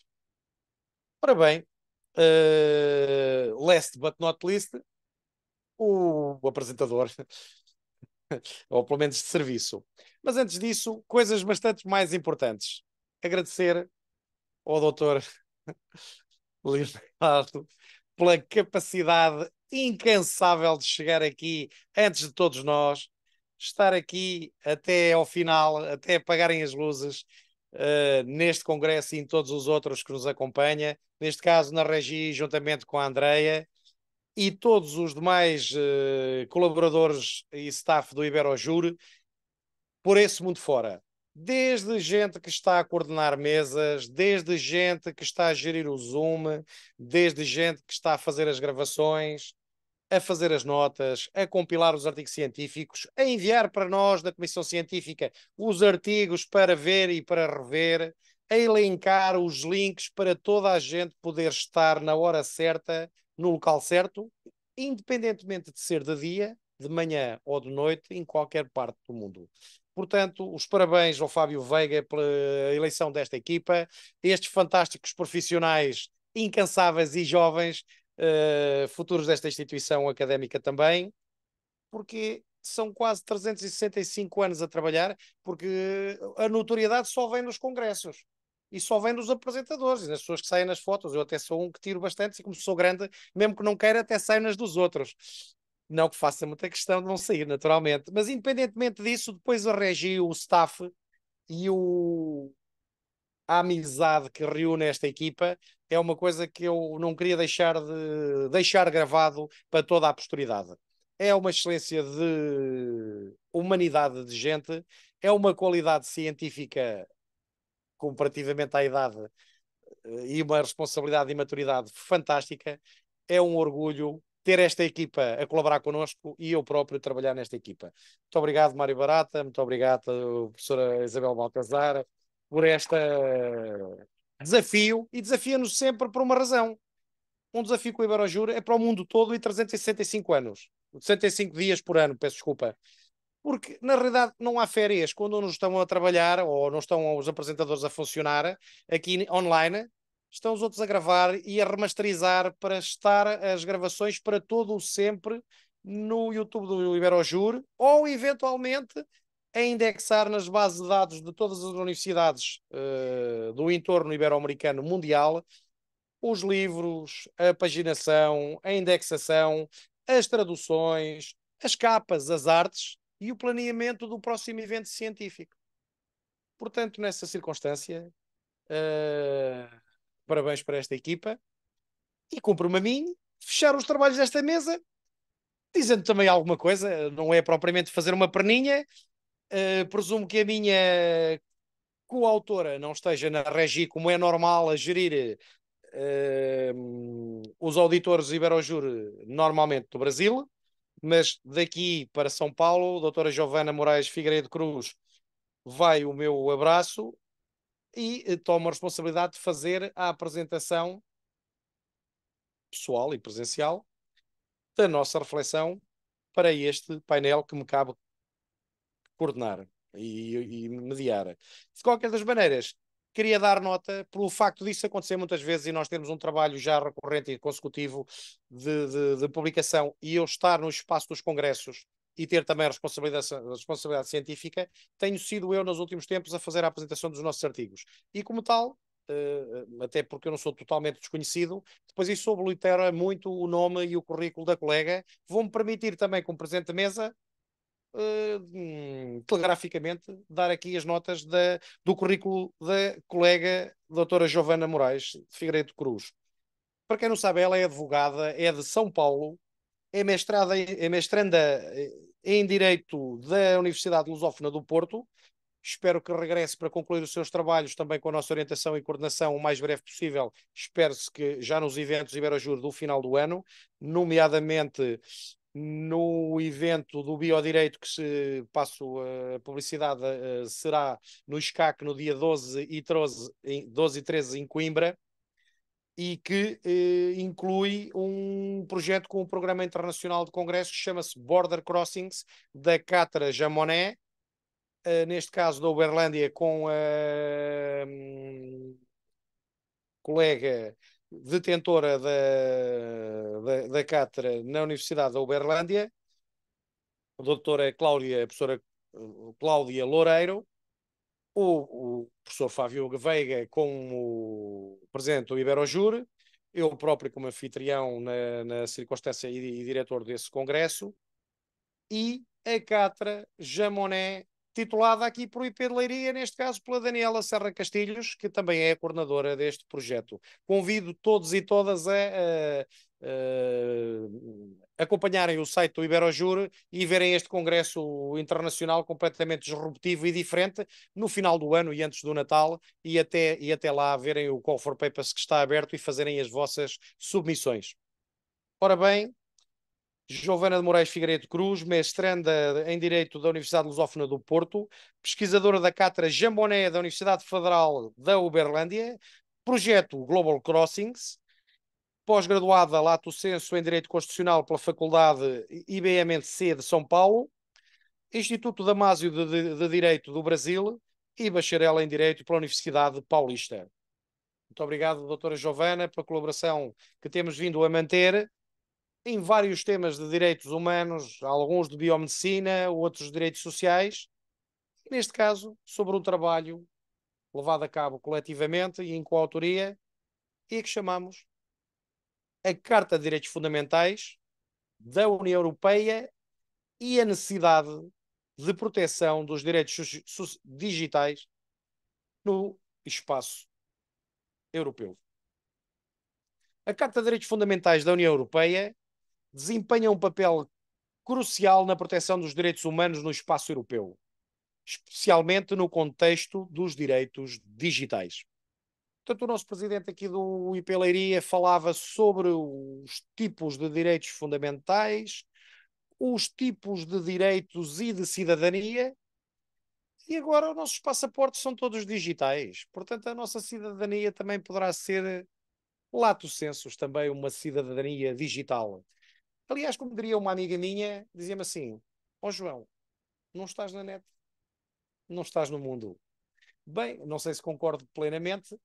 A minha mãe de certeza que não, com 86 anos, portanto, se eu não estiver lá em casa, não é a mesma coisa, mas espero que ela me possa ver por meios digitais e aprecio também esta comunicação.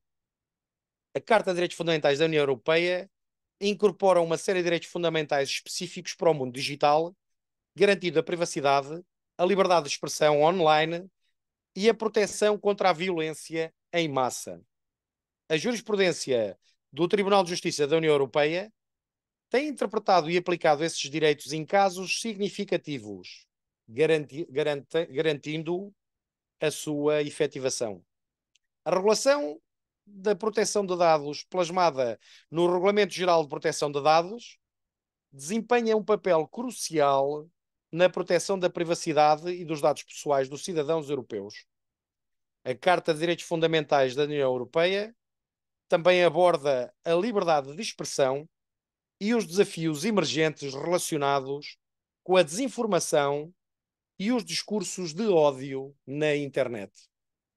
Estranhamente, eu esperava a submissão de alguns artigos da área da natureza de direito penal digital sobre esta circunstância dos discursos de ódio na internet, mas outros congressos seguirão e que espero que venham a desenvolver esta temática, porque é, como dizem os espanhóis, uma problemática científica muito ponteira, muito moderna, muito atual e muito preocupante. Outro direito digital relevante é o direito ao esquecimento. Como diz a minha mãe, e eu também já vou dizendo juridicamente, eu já não ouço tudo o que quero, ou já não quero ouvir tudo o que ouço. E tenho o direito ao esquecimento. Apesar de ter milhares de milhões de fotografias e eventos de Iberojur e outros em outras universidades e academias e investigações científicas e encontros internacionais, eu próprio tenho o direito a que essas fotografias, essas memórias, esses registros possam ser obliterados da internet. Por isso, muito responsavelmente, terei cuidado com o que digo aqui em parceria com a doutora Giovana Moraes Figueiredo Cruz, porque não pretendo retirar esta minha comunicação deste painel magnífico de comunicações, ainda por cima afinal. Mas claro, também já cuidando dessa preocupação, falei afinal. Porque se for cortado agora, tudo o resto de qualidade que me precedeu dos meus ilustres colegas poderá ficar para a posteridade e eu exercer o meu direito como bom advogado e não incomodar a produção científica deste magnífico atar de trabalhos que passou a correr. Além disso, com respeito à cibersegurança, é essencial e deve ser equilibrado, é essencial que seja cuidado e deve ser equilibrado, que essa monitorização deve ser feita em respeito pelos direitos fundamentais, como são a liberdade de informação e os direitos individuais, pessoais, à imagem e tudo mais. A proteção de direitos digitais enfrenta desafios adicionais de natureza transfronteiriça da internet. Vários comunicantes aqui ao longo desta tarde e da manhã referiram-se no mesmo horário a bom dia, boa tarde, boa noite. Falaram todos em português, do Brasil, de Portugal, mas alguns em espanhol, poderiam falar em inglês. Já tivemos em chinês e, eventualmente, outras comunicações de outras partes do mundo.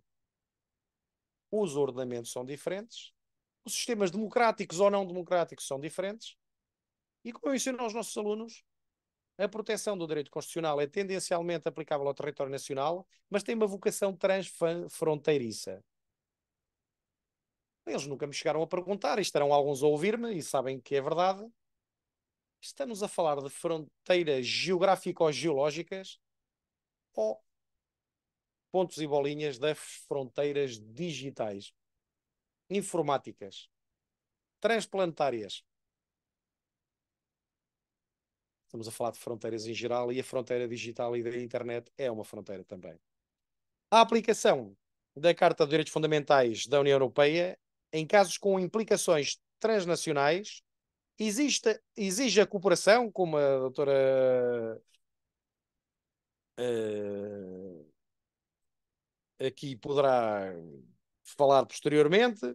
Isabel Baltazar é uma cultora do europeísmo e da cooperação internacional, mas eventualmente não terá escrito ainda nada que eu tivesse atentado sobre a cooperação transnacional da Carta de Direitos Fundamentais a nível digital. Gostaria de ver pelo menos algumas reflexões desta nossa cultura sobre essa matéria, que podem ser corroboradas também aqui pelo ilustre colega, com o coordenador da nova pós-graduação, o professor Mário Barata, que muito terá a dizer-nos sobre essas circunstâncias e também, naturalmente, sobre o direito ao esquecimento. Essa cooperação e harmonização entre os vários Estados-membros da União Europeia é necessária e obrigatória, mas nem sempre se processa e efetua eficaz e realmente. Noutras matérias e nesta cooperação em particular também não. Neste contexto da era digital, em constante evolução, é essencial uma reflexão sobre o papel contínuo da Carta de Direitos Fundamentais da União Europeia na proteção dos direitos digitais. Esta é a reflexão e perplexidade que aqui lhes trazemos.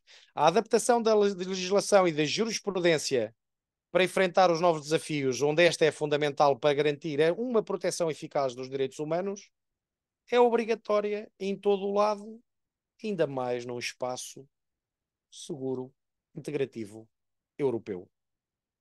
Em resumo, queridos colegas, estimados alunos, auditores e outros autores deste Congresso, a Carta de Direitos Fundamentais da União Europeia desempenha um papel central na proteção dos direitos digitais no espaço europeu.